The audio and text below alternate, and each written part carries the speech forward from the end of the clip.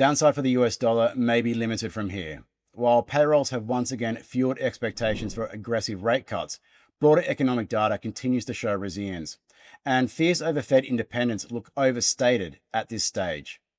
That combination suggests the greenback could be stabilizing, setting the stage for a potential technical bottom. You're looking at the US dollar index chart on your screen, the DXY. The left-hand pane, we have a daily time frame, right-hand pane, we have a weekly.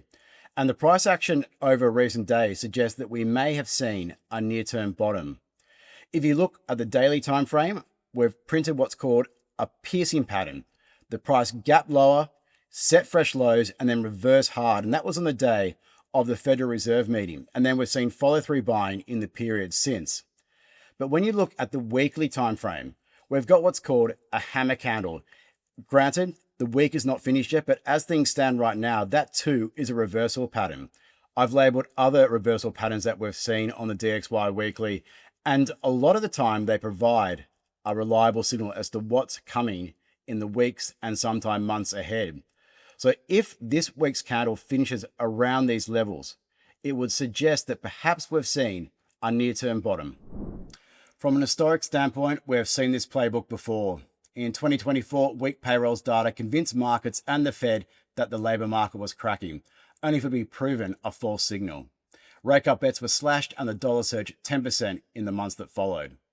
Now, we're seeing something pretty similar on this occasion. More than 100 basis points of cuts are priced through to the end of 2026, again driven by apparent weakness in payrolls. But step back and the broader data doesn't match the story.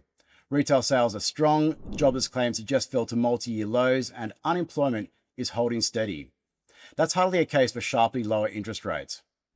What's different on this occasion is concern about Fed independence.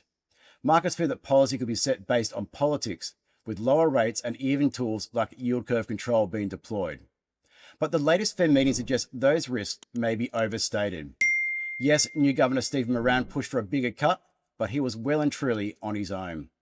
Other Trump appointees, Christopher Waller and Michelle Bowman, sided with the rest of the committee, backing a 25 basis point cut.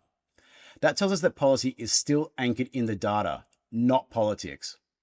With resilience beyond payrolls and less evidence the Fed is losing its independence, the case for aggressive cuts looks shaky.